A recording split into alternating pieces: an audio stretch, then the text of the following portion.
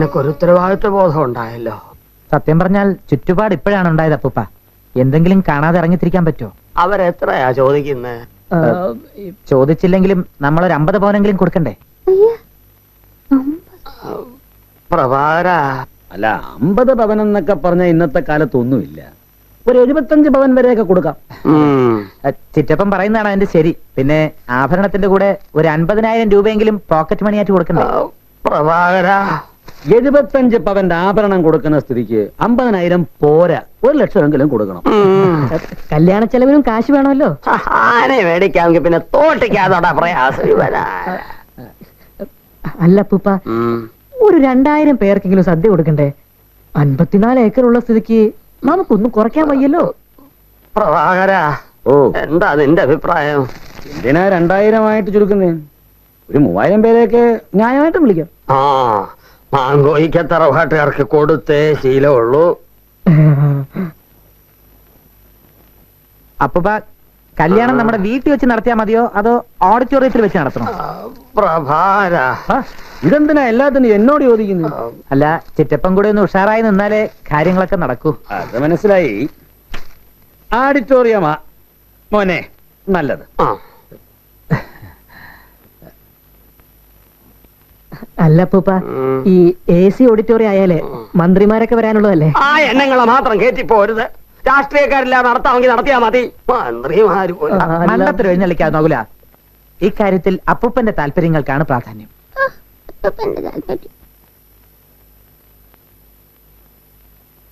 എന്റെ വക്കത്തപ്പാ, എന്തൊക്കെയാ ഞാൻ ഈ കേൾക്കുന്നത്? പെങ്ങള് പറഞ്ഞത് നേരാണോ? ഞാൻ എന്തിനാ ഫൽഗു കള്ളം പറയുന്നത്? വല്യണ്ണ എല്ലാം സമ്മതിച്ചു. പ്രഭാകരൻ പിന്താങ്ങുകയും ചെയ്തു. അവൻ എന്റെ മകനാണോന്നാ എനിക്കിപ്പോ സംശയം. നീ എന്തൊക്കെയാണ് ഈ പൊലമുന്നത്?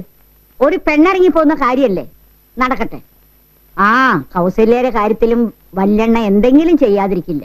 മറ്റുള്ളവരൊക്കെ കാര്യം നടത്താനാണെങ്കിൽ പിന്നെ ഞാൻ എന്തിനായി കിടക്കണ്ടേ? എനിക്കും അത് ഓർത്തിട്ട വിഷമം.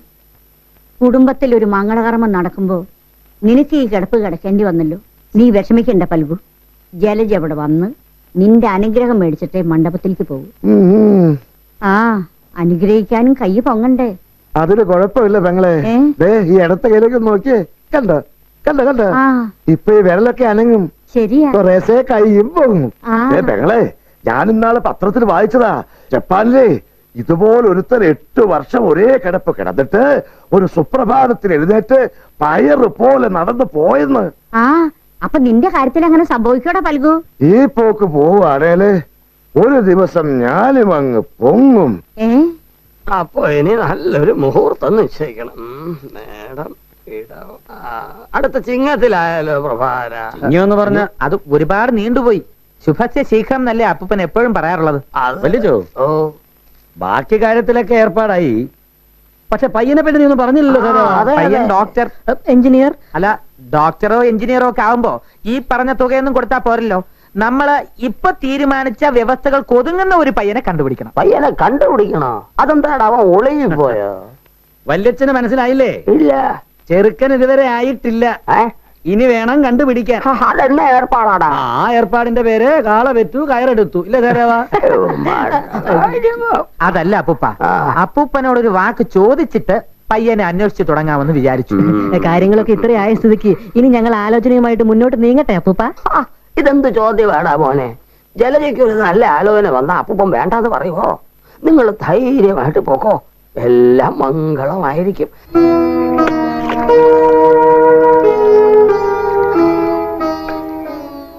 എന്റെ ശ്രീപത്മനാഭ, ഇന്നലെ വരെ ഇല്ലാത്ത ഓരോ ശീലങ്ങള്. അവരെന്തിനാടാ പ്രഭാര തൊട്ടതിനും പിടിച്ചതിനും ഒക്കെ എന്റെ അഭിപ്രായം ചോദിക്കുന്നത്? അതിനൊരു സുഖമില്ലേ? ആ, കാരണവരുടെ സ്ഥാനത്ത് നിർത്തി അഭിപ്രായം ചോദിക്കുന്നതിൽ സുഖമില്ലാതില്ല. എന്നാലും അവന്മാര് പറഞ്ഞത് എല്ലാം എനിക്ക് അങ്ങോട്ട് പിടികിട്ടുന്നില്ല. 54 ഏക്കറിന്റെ കാര്യം പറഞ്ഞത് നീ ശ്രദ്ധിച്ചോ? ശ്രദ്ധിച്ചു. അതെന്തുവാടാ? 54 ഏക്കർ അല്ല, പിന്നെ 54 ഏക്കർ 18 സെന്റ്. അത് ഞാൻ പിന്നെ പറഞ്ഞുതരാം. പക്ഷെ അതിനു മുമ്പ് എനിക്കൊരു കാര്യം അറിയണം. എന്തുവാടാവേ? ഈ അറുമുഖം തമ്പിയും വല്യച്ഛനും തമ്മിൽ എന്തോ ഏർപ്പാട്? അല്ല, അത് പിന്നെ വല്യച്ഛൻ പറയണം. അവൻ എനിക്കൊരു അനിയനെ പോലെ. പട്ടാളത്തിൽ നിന്ന് പിരിഞ്ഞു പോന്ന അവന് കൊട്ടാര വക റബ്ബർ തോട്ടത്തിന്റെ മേൽനോട്ടം തമ്പുരാട്ടിയോട് പറഞ്ഞ് തരവാക്കി കൊടുത്ത ഞാന് അത് വലിയ കടപ്പാടായിട്ട് കൊണ്ട് നടക്കുക തടിയൻ പാവം. പിന്നെ അതിന്റെ പേരില് ഉടുപ്പ് മേടിയില് മുണ്ട് മേടിയില് എന്നൊക്കെ പറഞ്ഞ് വല്ലപ്പോഴും ശകലം ചില്ലറ എന്നെ വെച്ച് തരും. നിങ്ങളറിഞ്ഞ കുറച്ചിലാണല്ലോ എന്ന് കരുതി ഞാൻ പറഞ്ഞില്ലെന്നേ ഉള്ളൂ. അത്രേ ഉള്ളൂ. ആ പിന്നല്ലാതെ. പക്ഷേ മറ്റുള്ളവർ ധരിച്ചിരിക്കുന്നത് ആ, അങ്ങനല്ല. ആ. നിങ്ങൾ തമ്മിൽ വേറെ എന്തൊക്കെയോ ഇടപാടുകൾ ഉണ്ടെന്നാണ്. ഏ? ആ ധാരണ മുതലെടുത്തുകൊണ്ട് രണ്ടും കൽപ്പിച്ച് അറുമുഖം തമ്പി അച്യുതക്കുറിപ്പ് പടത്തലവൻ എഴുതുന്ന പോലെ ഒരു കത്ത് ഞാൻ അങ്ങ് എഴുതി. നീ എന്തോന്ന് എഴുതി? വല്യച്ഛന്റെ പേരിൽ 54 ഏക്കർ 18 സെന്റ് പുരയിടമുണ്ടെന്നും ഇനി നോക്കി നടത്താൻ തമ്പിക്കാവില്ലെന്നും അതുകൊണ്ട് എത്രയും പെട്ടെന്ന് അത് തിരിച്ചെടുക്കണമെന്നും കാണിച്ചുകൊണ്ട് ഒരു കത്ത്. എന്നിട്ടത് എനിക്ക് കിട്ടിയില്ലല്ലോ പ്രഭാര. അത് കിട്ടേണ്ടവർക്കൊക്കെ കിട്ടേണ്ടിടത്തൊക്കെ കിട്ടി. അതുകൊണ്ടല്ലേ ഇന്നലെ വരെ പന്ത് പോലെ തട്ടിയിരുന്നവർ ഇപ്പൊ വല്യച്ഛനെ സ്നേഹം കൊണ്ട് മുപ്പതിയുന്നത്. ഓ, നീ എന്തിനാടാ ഈ കൊലച്ചത് ചെയ്തത്? വല്യച്ഛനെ ഞാൻ എന്നെ കണ്ടതുകൊണ്ട്. വല്യച്ഛന്റെ ഈ അവസ്ഥ ഞാൻ ഇപ്പോഴും അനുഭവിക്കുന്നുണ്ട്. ഭാര്യയുടെ മുമ്പിൽ, അച്ഛന്റെ മുമ്പിൽ, ബന്ധുക്കളുടെ മുമ്പിൽ. പണമില്ലാത്തവന് ഒരു വിലയില്ല വല്യച്ഛ. എഴുത്ത് കള്ളവാന്നറിയുമ്പോ പഴയതിനേക്കാളും മോശമായിട്ട് എന്നിട്ട് തട്ടത്തില്ലയോ പ്രഭാര? അതിന് കള്ളമാണെന്ന് ആര് പറയാൻ പോകുന്നു? ഇക്കാര്യം നമുക്ക് രണ്ടുപേർക്ക് മാത്രമേ ഇപ്പൊ അറിയാവൂ. വല്യച്ഛനായിട്ട് പുറത്ത് ആരോട് എഴുന്നള്ളിക്കായിരുന്നാ മതി. അല്ലടാ ജലജയുടെ കല്യാണക്കാര്യം കയറി മുറിയാലോ. എന്റെ കാശുണ്ടെന്നുള്ള ധാരണയിലാണല്ലോ അവരിപ്പോ മുമ്പോട്ട് പോകുന്നത്. ചെറുക്കനെ പോലും തീരുമാനിച്ചിട്ടില്ല, പിന്നല്ലേ കല്യാണം. ഇതൊക്കെ വല്യച്ഛന്റെ കയ്യിൽ നിന്ന് കാശടിക്കാനുള്ള ഒരു അഥവാ. പിന്നല്ലാതെ. അഥവാ ഇനി ചെറുക്കനെയും കൊണ്ട് അവര് വന്നാലോ? അത് വന്നാ നോക്കപ്പ കാണാം. ആ, പക്ഷേ എന്നോട് ആലോചിക്കാതെ ഒരു കാര്യത്തിനും ഒരിടത്തും വല്യച്ഛൻ തല കുലുക്കരുത്. ഇല്ലടാവേ, ഇനി നീ പറയാതെ എന്റെ തല അണുങ്ങത്തില്ല. അങ്ങനാണേല് 1000 പൂർണ്ണചന്ദ്രനെ കാണുന്നവരെ രാജാവായിട്ട് ഇതുപോലെ സുഖിച്ചങ്ങ് ജീവിച്ചട്ടെ. എന്റെ ശ്രീനാഥ. എന്റെ മോളെ, എങ്ങനെയെങ്കിലും നീ എന്നെ ഒന്ന് രക്ഷിക്ക്. ഇനിയും ഞാൻ ഈ കിടപ്പിവിടെ കിടന്നാ ശരിക്കും കിടന്നു പോവേ. അയ്യോ, ഞാൻ എന്ത് ചെയ്യാനാ അച്ഛാ? പ്രഭയല്ലേ ഇപ്പൊ അച്ഛനെ നോക്കുന്നത്. അവിടെയല്ലേ എന്റെ പ്ലാനെല്ലാം പൊളിഞ്ഞത്. അനങ്ങാൻ പറ്റാതെ കിടത്തി കളഞ്ഞില്ലയോ അവൻ. ഞാൻ ഈ കിടപ്പ് കിടക്കുകയും മറ്റുള്ളവരൊക്കെ ഓരോ കാര്യങ്ങൾ സാധിച്ചുകൊണ്ട് പോവുകയും. എന്റെ വയ്ക്കത്തപ്പ, നീ അവനെ എങ്ങനെയെങ്കിലും ഒന്ന് തീ കൊടുത്ത് എന്നെ ഒന്ന് നടത്തിച്ചേ പറ്റൂ.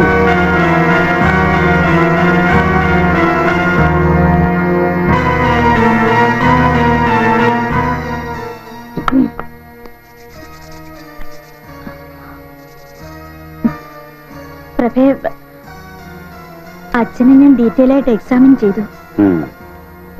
നല്ല ചേഞ്ച് ഉണ്ട്. കൈക്കും കാലിനും ഒക്കെ സെൻസേഷൻ ഉണ്ട്. നമുക്കൊന്ന് നടത്തിച്ചു നോക്കിയാലോ? നടക്കുവോ? നടക്കുന്ന എനിക്ക് തോന്നുന്നത്. ഉദ്ദേശിച്ച കാര്യം സാധിക്കാതെ നാടകം പൊളിച്ചാലെങ്ങനെ? നാടകോ? പ്രഭ എന്താ ഉദ്ദേശിക്കുന്നത്?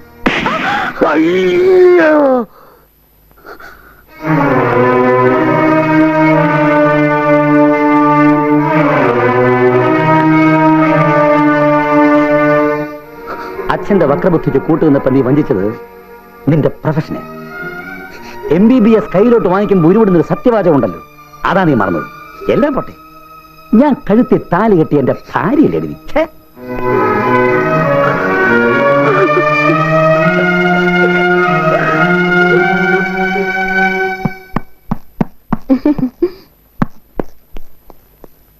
കുറെ കണ്ണീര് കളഞ്ഞത് മിച്ചം. ഇനി എന്തോത്തിനാ നമ്മളിവിടെ നിൽക്കുന്നേ? പെട്ടി എടുത്തോ മോളെ, നമുക്ക് പോവാം.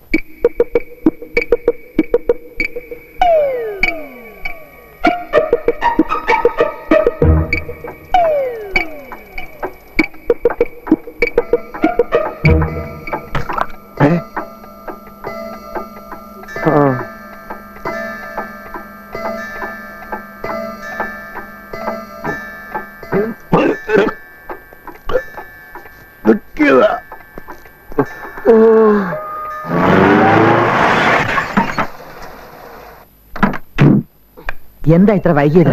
വഴിക്ക് ട്രാഫിക് ബ്ലോക്ക് ആയി. പിന്നെ വേറെ ഊടുവഴികളിലൂടെ എവിടെ എത്തിയത്? അവരൊക്കെ എത്തി. ആരെ? നീ കാര്യം എന്താന്ന് പറയടാ. ജലജയ്ക്ക് ഒരു ആലോചന വന്നിട്ടുണ്ട് അപ്പൂപ്പ. അവരൊക്കെ അപ്പൂപ്പനെ കാത്തിരിക്കുക. അല്ല, ഞാൻ പ്രഭാകരനോടൊന്ന് ചോദിക്കാം. അതിന് ചിറ്റപ്പൻ അവിടെ ഇല്ലായിരുന്നല്ലോ. അപ്പൂപ്പൻ വന്നാട്ടെ, അവര് വന്നിട്ട് ഒരുപാട് സമയമായി.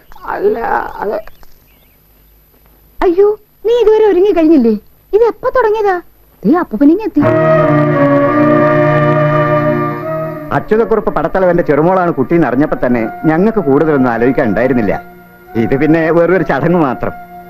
മാങ്കോയിക്കൽ തറവാടായിട്ട് ഒരു ബന്ധം ഉണ്ടാക്കാൻ കഴിയുന്നത് തന്നെ മഹാഭാഗ്യം.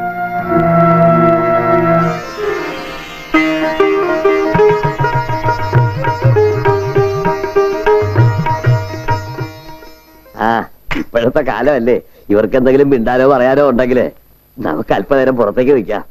ആയിക്കോട്ടെ. അപ്പൂപ്പൻ വന്നേ. അപ്പൂപ്പന് പയ്യനെ ഇഷ്ടപ്പെട്ടോ? പയ്യൻ കൊള്ളാം, പക്ഷേ നല്ല തറവാട്ടുകാരനാ, ബാങ്കിലാ ജോലി, മറ്റ് പ്രാരാബ്ധങ്ങളൊന്നുമില്ല, ഒറ്റ മകൻ. ഈ ബന്ധം കിട്ടിയത് തന്നെ നമ്മുടെ ഭാഗ്യ. എന്നാലും പ്രഭാകരനോടൊന്ന് പറയാതെ. അപ്പൂപ്പൻ ഒരാൾ ഇഷ്ടപ്പെടാനും ചിറ്റപ്പന്റെ അനുവാദം വാങ്ങണോ? സമയമാവുമ്പോ എല്ലാം പറയാമെന്നേ.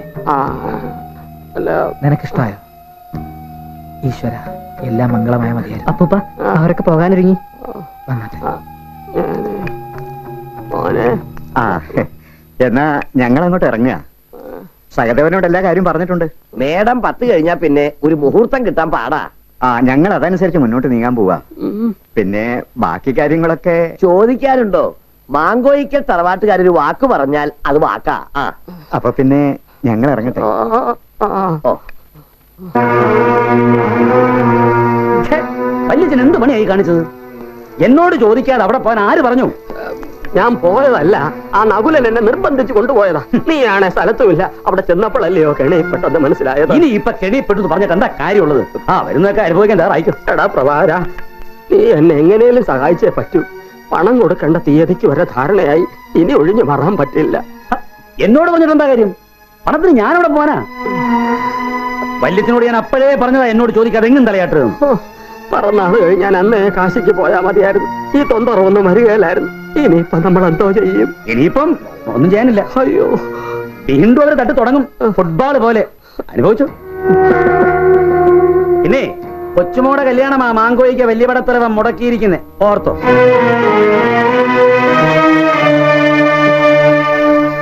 എന്റെ ശ്രീപത്മനാഭ,